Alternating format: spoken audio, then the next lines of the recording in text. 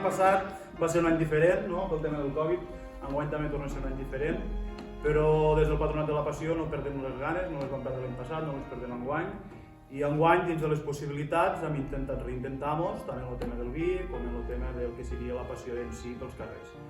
I hem pensat diverses coses i tindrem una mica de passió a Setmana Santa, no? Exacte. Com ha dit Marc, l'any passat no vam poder fer res i enguany sí que podem adaptar una mica els nostres actes a les normes del Covid. Així que dijous sant tindrem l'encesa del Calvari i el dissabte sant tindrem una lectura dramatitzada dels textos del primer any de la Passió. A part tindrem una exposició dels 25 anys, dels cartells que han il·lustrat les diferents edicions de la Passió de Vilalba. I una de les coses que sí que adaptarem en forma virtual, Rosa i Bada, és el vi, no? El tas del vi. Sí, farem un tast a petit comitè. Seguint totes les mesures possibles. Seguint totes les mesures del Covid, en els cellers del poble, i llavors també farem un tast del vi que han fet amb la Passió. Un any diferent, un tas diferent. 2 anys que utilitzem esta sala d'adorno, que no podem fer tastos, que no podem xerrar entre nosaltres, que feia que no mos veiem, no? Com fa, Ruth? Ja ni me'n recordo. Molt de temps. Jo un any bo. Però de fet fa 2 anys que no fem el tas de la Passió. Exacte. El tas de la Passió dels Vins de Vilalba. Ni la Passió, evidentment, la representació que fem tots els anys. Ha sigut un any dur per a tots i està sent encara un any dur per a tots. Complicat, no? Amb ganes de que s'acabi. Menys mal que la il·lusió per fer vins no l'hem perdut nosaltres, no? I com sempre, com més ben dit mai, no? Ningú perd la il·lusió d'un any a l'altre, no? Com el raïm, que cada any va sortint i va creixent. Si no, malament. Sí, no? Bueno, és que de fet, avui jo ja he vist, venint de Falset, ja hi havia... Ja brocat. Ja brotat, o sigui, clar, imagina't el problema que tenim tots els enòlegs, que primer fem vi, però que ja estem pensant en el que estem embotellant aquells vins del 2020 i ja estem pensant en el vi que sortirà. La collita que veia, que la tenim aquí. Temps ho pare. I tu no has començat a embotellar. Ha sigut complicat,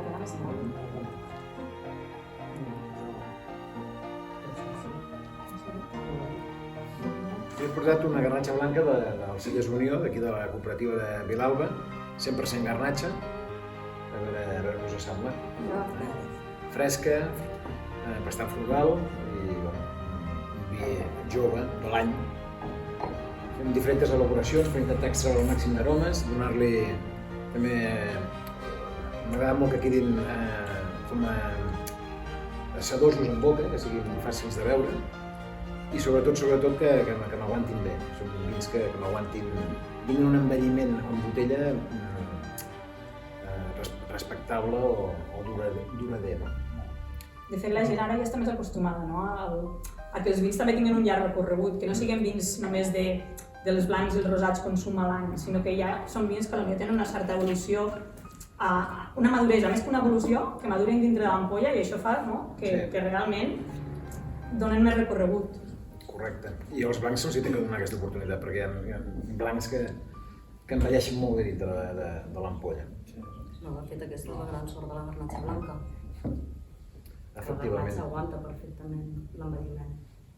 És una cosa que et feia patir molt al principi, a vegades tu que fa anys que peregrines. La gent he trobat la pedra, el toc a l'hora d'elaborar la varietat aquesta i és una varietat molt... i s'encaixa molt bé. De fet, este vi està fresc, directe, molt fàcil de beure. Són vins que amb la mateixa garnatxa blanca pots elaborar diferents paràmetres de vins, des d'un vi jove a un vi en criança, vull dir, diferents evolucions i és una varietat que dona marge per a fer moltes coses. Drisats, pots fer de tot. Jo, com que no perdo il·lusió, il·lusió, que és un vi que ens agrada molt fer perquè té un record sentimental molt important per nosaltres, pel celler Clua, però també perquè va ser un objectiu que teníem molt clar i que sempre fèiem vins en copatge, de garnatxa amb altres varietats, perquè tenim bastantes varietats forànies, i teníem ganes de fer una cosa que fos només un vi de garnatxa blanca. Llavors anàvem a buscar la tipicitat de la varietat. I teníem una vinya bastant vella, plantada als anys 60 pel pare del Javier, amb un terra bastant arcillós i per tant hi ha dos tipus de terreny, un arcillós i un més gravós, on podem obtenir acidesa i el que podem obtenir és també gravositat. Això fa que complementa molt bé un vi per el que dius tu, perquè es pugui guardar. I llavors una petita criança en lies que fa que també l'evolució i la maduració dintre l'ampolla vagi a més, que sigui un vi sense... No se li pot dir criança, però sí que busquem que sigui un vi, el que has dit tu abans, que la garnatxa evoluciona o que maduro dintre de l'ampolla. Correcte. Portat el clàssic del primer vi que vam fer, l'Ai de mi, estem a la collita nosaltres. Ai de mi, mai millor dit. Exacte. És una garnatxa negra i una mica de carinyena. Està fermentada en tines de roure, tines de 4.000 litres, i llavors fem la criança en la mateixa tina de roure. I és un vi de 2 parcel·les i que fermentam uns dies a la tina de roure i llavors fem la criança uns 8 o 10 mesos de la mateixa tina. Que molta fruita. No n'has encara? De quin any és? Ja fa temps que no el provàrem. De quin any és? Això és 2016. És que realment... Nosaltres estem a la collita 2016 ara, comercialment, clar. És bueno, les collites, és un problema, però bueno. Déu-n'hi-do. Sí, sí. Són vins que aguanten, tenen molta acidesa, és un vi, és un clàssic que sempre hem fet. Jo crec que els vins en general es mereixen aquest temps. Ens estem acostumant, molt acostumant a ràpid, tenim que acabar collita ràpid, embotellar ràpid i tot això va una miqueta en contra de... Cada vegada som més partidaris del que dius tu, és a dir, donar-li temps al vi, tant als blancs com als negres. Però desgraciadament el consumidor no hi està acostumat. No. El consumidor actualment, o sigui, després de l'any que hem viscut, els consumidors t'estan demanant ja el 2020. Sí. Per molt que tu tinguis dificultat en aquest moment en dir, ostres, és que encara tinc 2019, per què era embotellar la nova anyada? Quan encara està perfecta l'altra. Però és que el 2019 està puta mare. Exacte, o sigui, és que estan al seu millor moment. Està al millor moment, no l'ampolla. El problema que hi ha és aquest, que t'estan demanant els vins del 2020 i perquè volen més frescor, volen més... Bueno, estan acostumats a que siguin més frescos. Exportació, per exemple, aquí a Nacional jo penso que la gent és més a lo que dèiem, no? Blanc i rosat de l'any i comencem l'any nou.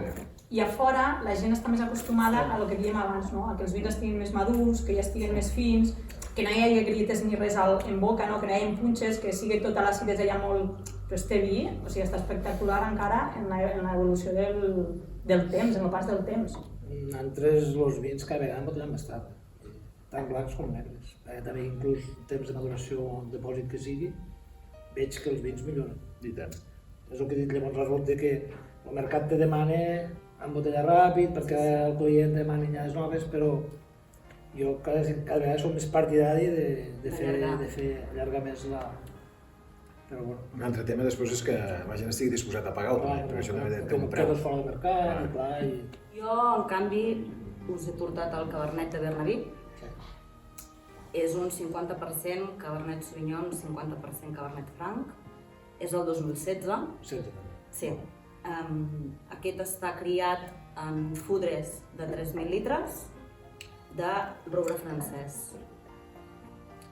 He portat el Cabernet perquè, tot i que no sigui una varietat d'aquí, que sigui una varietat forània, per nosaltres és un vi especial.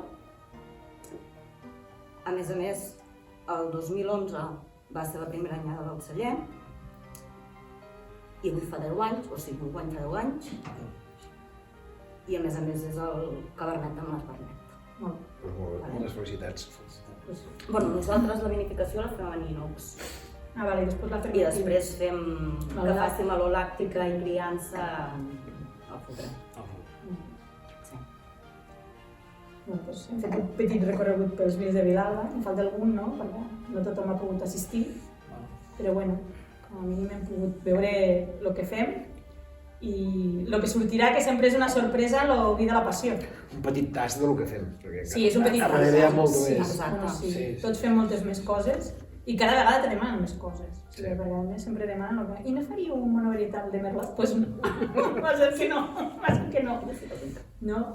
Però bueno, i després de cara al patronat, que és el que fem, que és el vi de la passió, que això sí que és un vi tradicional, que és un vi que fem en àmfora, però primer fem en gerres, no? Sí.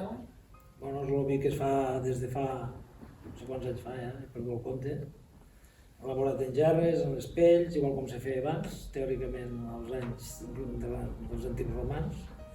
I bueno, enguany també el tast que farem, en principi el farem els que estem aquí, i també s'ha aviat un parell d'ampolles als que com cada any ens col·laboren aquí, que venen al tast, que són la Sílvia i Jordi de la Guia de Vins de Catalunya, que ells faran un tast també online. I també van tindre la idea, la Rosa i la gent del patronat, d'enviar unes mostres d'este vi a l'Escola Agrària de Gandesa i faran un tast també online els alumnes que fan el curs d'enologia bàsica o d'enologia de l'Escola Agrària de Gandesa.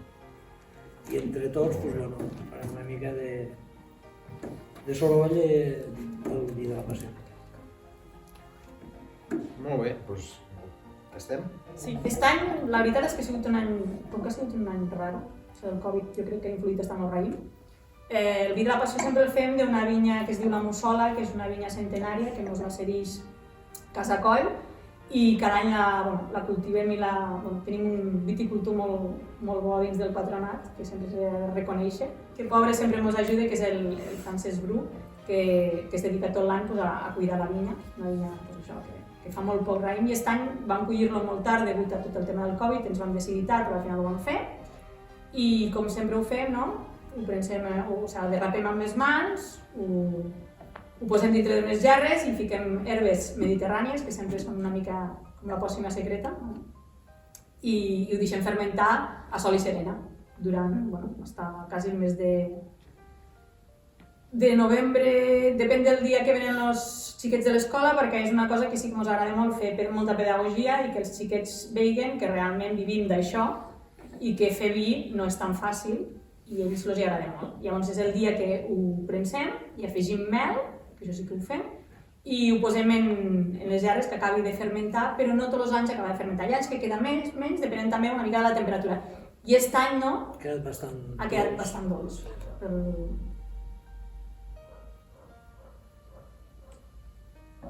I aromàticament és una explosió d'aromes, no? O sigui, sempre, el de les herbes mediterrànies realment és veritat, perquè realment aquí està el timó, que es nota, i el romer. És dolç, té un acid cítric, no? Com si fos... És un raïm que fer 17, crec que... L'any feia molt grau. Feia molt grau, llavors, clar, realment... I són unes vinyes que fan molt poca producció, llavors la ganatge fa molt grau, però... Tampoc es nota, eh? Sí, no es nota. No es nota alcohòlic, es nota agradable, no? Aquestes herbes donen un aroma. El nas sembla una mica inclús vermut. Sí, notes de vermut. Sí. I normalment jo el recordava sempre, és com si la mel no s'acabés d'integrar, perquè realment... Està un punt dolç, però no, està bé. És agradable. Perquè té aquesta acidesa, no? Que l'aguanta molt bé en boca. La mel es nota potser un nas, no? Més que en boca. Sí, però és que és veritat, l'acidesa...